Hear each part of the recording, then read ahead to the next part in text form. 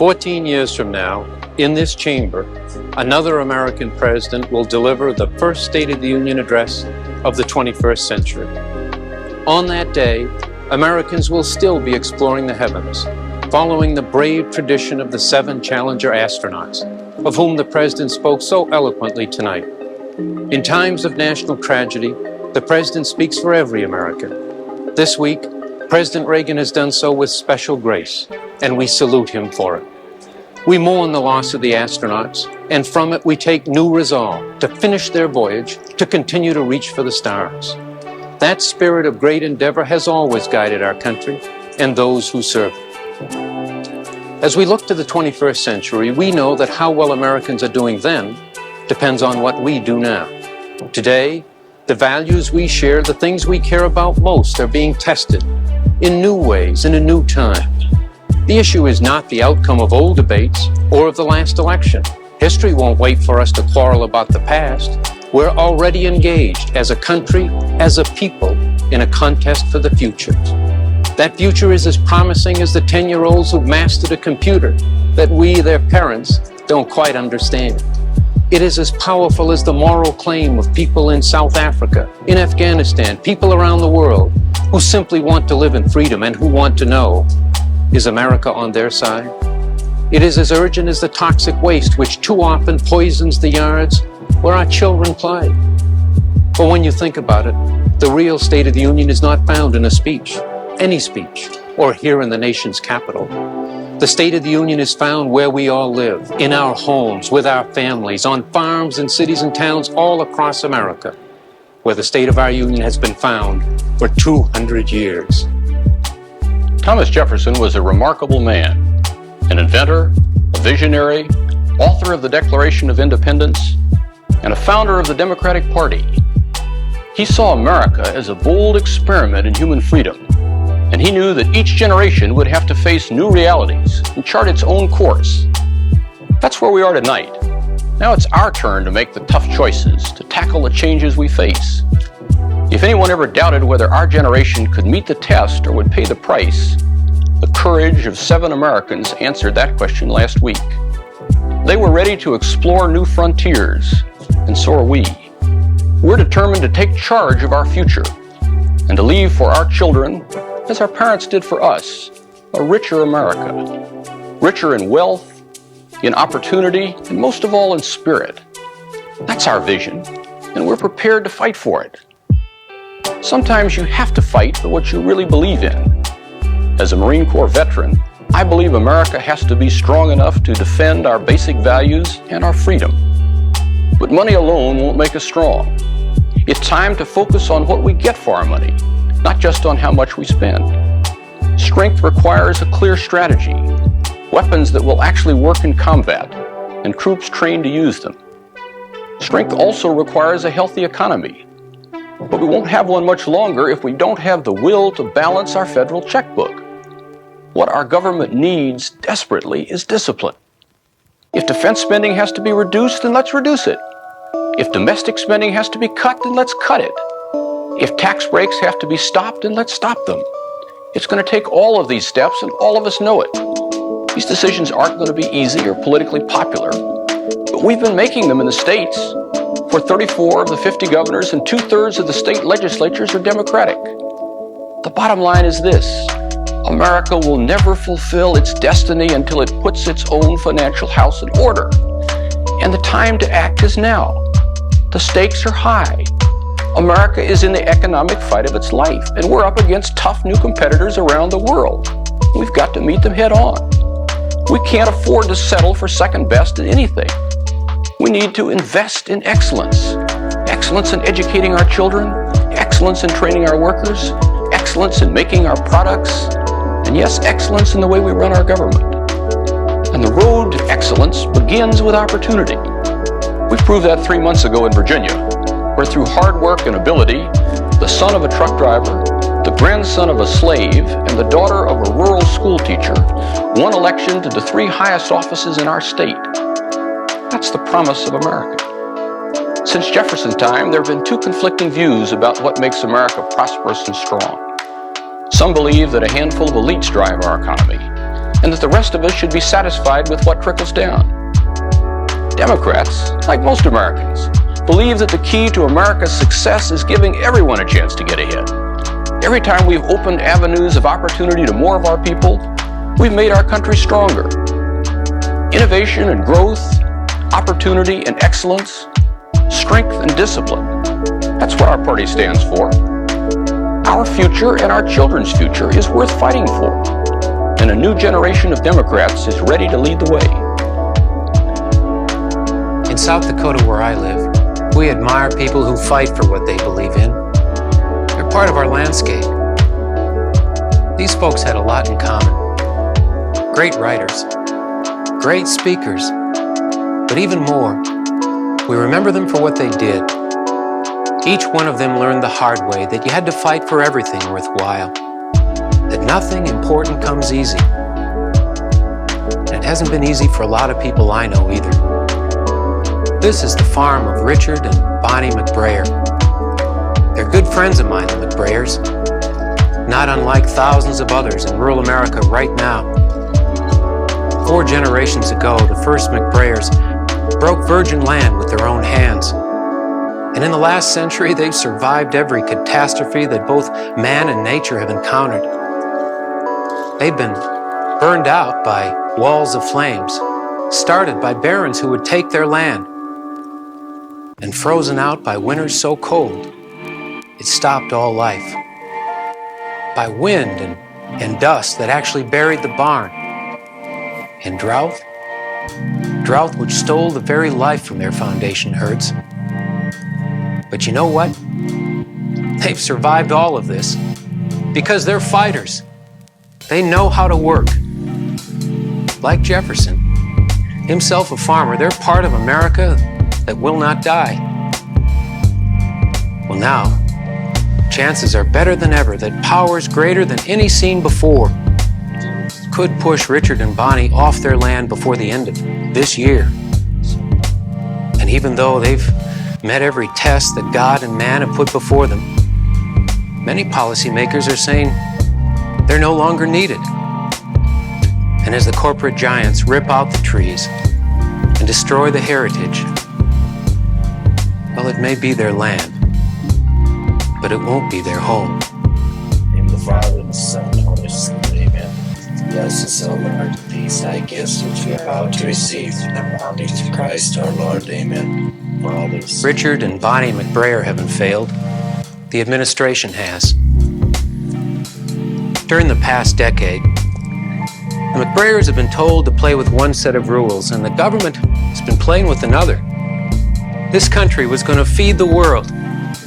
There was no end to the market out there. Farmers were to break up more ground and buy new equipment. The sky's the limit, they were told. But then, government decided it was wrong, and policies changed. To finance the deficit, interest rates went sky high, and the overvalued dollar pushed American products right out of many foreign markets. And now, the administration is saying, tough luck. And they're taking the tools the McBrayers need to survive, and they're foreclosing on the homes where they live. It's a familiar story, not just on the farm, but to families in Detroit and in Youngstown and the Silicon Valley. Working Americans doing everything they should, trying to make it in a world that's changing. President Reagan said precious little in his speech tonight to address their needs. And they wait for word. Well, we give them our word.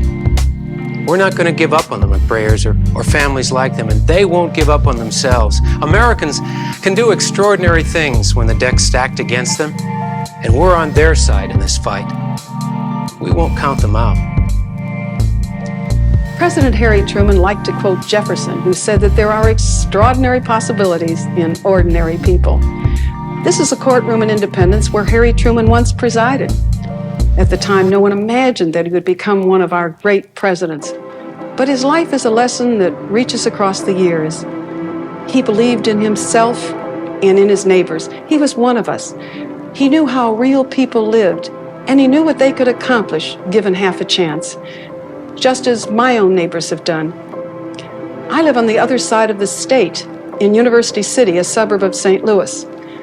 For a time, our town was in real trouble. Stores were closing, people were moving out. We realized that if we were going to keep our homes and our way of life, the buck stopped with us. We planted trees and built walkways and bike paths and did what we could to improve things. But we still couldn't get a single major grocery store to move in. So we built a farmer's market, and Audrey Matthews started selling food there in a stall. Today, she has a thriving food store. Paul and Suzanne Schumer started a bookstore. John Bordeaux opened his own bike shop. A record store and eating places began and expanded. The big institutions didn't solve our problem. We did, by believing in each other.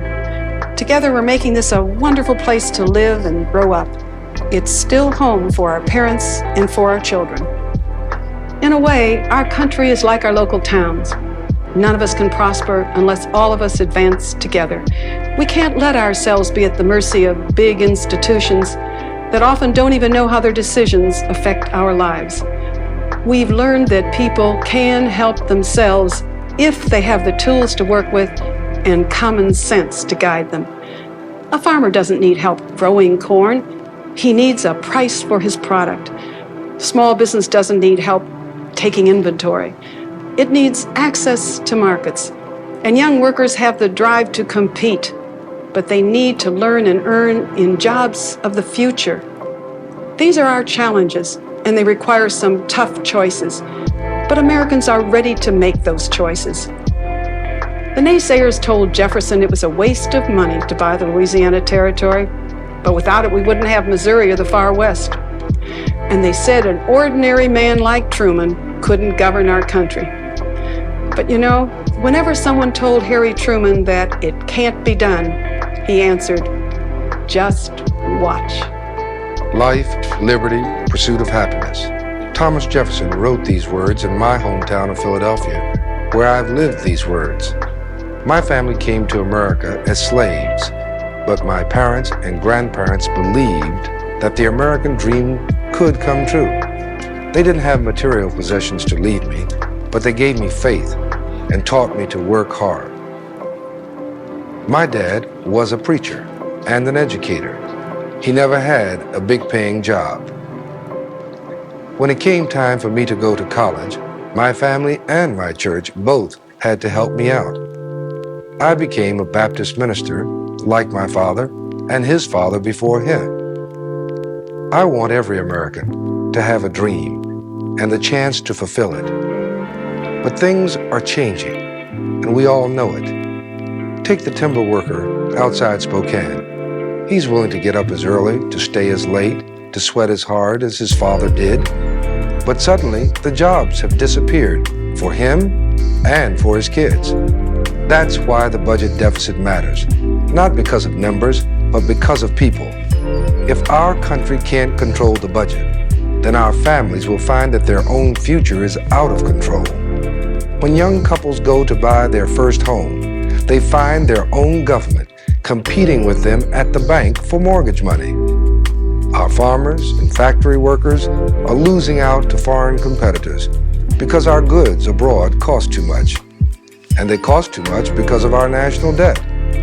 In just 5 years, the Reagan administration has doubled the national debt, doubled the debt. We've gone from being the greatest creditor nation to being the greatest debtor nation on earth. We don't have to sell off America piece by piece to lower the deficit, not if we make the right choices. And as chairman of the House Budget Committee, I know we can. Last year, we lowered the president's deficit. We did it by looking at every single federal spending program, both domestic and in the Pentagon, and making cuts where they made sense. We didn't do it by taking education from our kids. We didn't do it by slashing science and research for our future growth. And we didn't do it by taking it from our elderly. We cared, we worked together, and we solved the problem. Let me give you an example from my own church. A few years ago, we found that a lot of our older folks couldn't find a place to live in the neighborhood, near their own families. So we got together and we built homes for them. We did it with a loan which we're now repaying. It was a loan from the American people who decided through our government to make this kind of investment in our country. But some people, powerful people, tell us we can't do this anymore, that it's time to settle for less and lower our hopes and put aside our dreams. 35 years ago, my father had to go to the back door of a restaurant to get food for his hungry children waiting out in the car because of the color of his skin. Today, we have a society of greater opportunity and equality because we struggle to open more doors to every American. It's time to keep opening doors, to give something back to our country in return for what's been given to us, to create an America of more choices for all our people. In Philadelphia, as we just saw, in Maine, where I come from, all across the country, Americans are still doing the right things. Yet, we sense the world changing around us. How will our sons and daughters build a career? What kinds of choices will they have?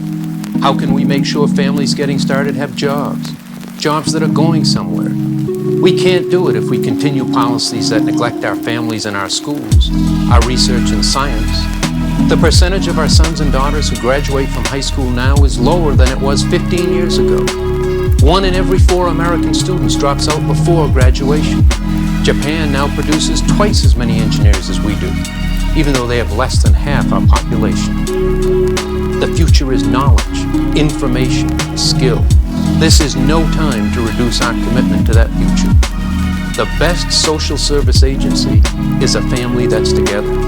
The best social program is a good job. But the policies of this administration are having the opposite effect.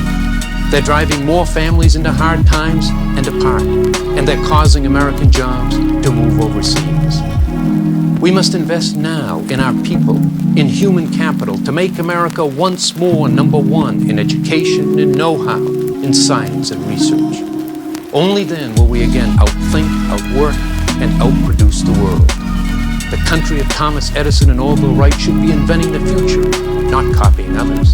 The country that rebuilt Germany and Japan after World War II should not just surrender in the battle for foreign trade. It will be a bitter irony if we lose the trade war after winning the World War, but we are losing it. America's trade deficit is now close to $150 billion a year. That's the biggest trade deficit ever run up by any country at any time in the entire history of the world. And every $1 billion of that deficit means thousands of jobs lost. In every market, from cars to cameras, from Europe to South America, even in our own country, the competition is winning. Believe me, in the battle for trade, America is no Rambo or Rocky. Republican trade policy is more like Pee-wee's Big Adventure. These trade and budget deficits mean we are living on borrowed money, too much of it from foreigners. Living on borrowed money means living on borrowed time. The day of reckoning is not far off. We must respond now, before it's too late, by increasing American productivity, by competing aggressively in world markets, and by insisting that fair competition is a two-way street. Here at home, each of us must have a chance to earn a fair share of the future, and all of us must play by the same rules, even the most powerful among us. That's not happening now. In just 4 years, 50 of the biggest corporations made $57 billion in profits, and they didn't pay 1 cent in federal income tax. In 1983, over 3,000 people had incomes of more than $1 million and paid virtually no income taxes.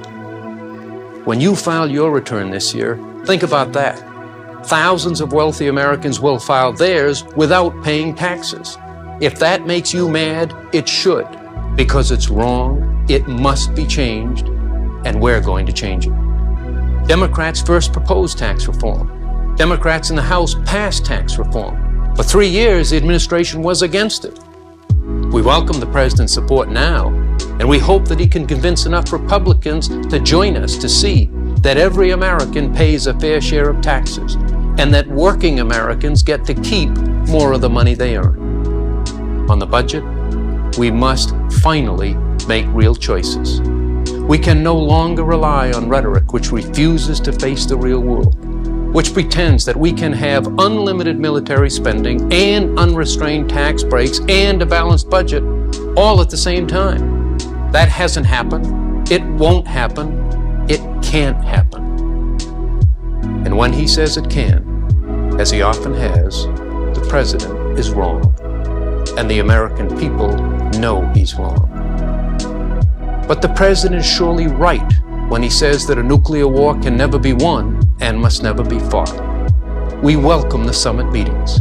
We look forward to a real summit agreement, one that makes us safer, one that achieves deep and verifiable reductions of nuclear weapons on both sides. For Americans, for people everywhere, nothing is more important. Without an agreement, we will face an even more dangerous world, with new kinds of nuclear weapons and with nuclear weapons in new hands. We must limit the export of the nuclear technology that could give this most awesome power to the most dangerous madmen on earth. Tonight, we've set forth some of our values, our sense of direction for America. We are Democrats. For 200 years, the party of the people, the party of the future. As our President John Kennedy said, the debates of the past took place in a different world with different needs and different tasks. It is our responsibility today to live in our own world, to meet the authentic problems of our time, to generate a vision and an energy which will demonstrate anew to the world the superior vitality of a free society.